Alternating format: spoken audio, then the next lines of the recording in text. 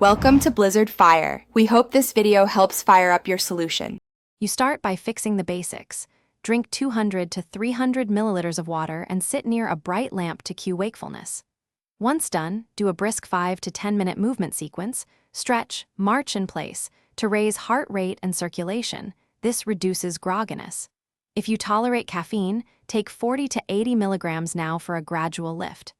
Make sure to avoid heavy meals. Digestion steals alertness and delays the alerting effect you just triggered.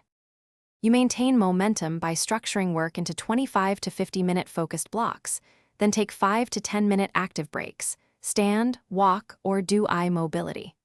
Once you alternate demanding tasks with simpler ones, you avoid mental depletion and keep motivation high. Make the environment cooler, around 18 to 22 degrees Celsius, and add gentle airflow. Lower temperature increases vigilance. Also hydrate regularly and consider small protein snacks to stabilize. You close your night by repeating a bright light cue and a short high-intensity movement burst for 3 to 5 minutes to re-engage alert systems. Once complete, wrap tasks and prepare for recovery sleep. Schedule a compensatory rest window.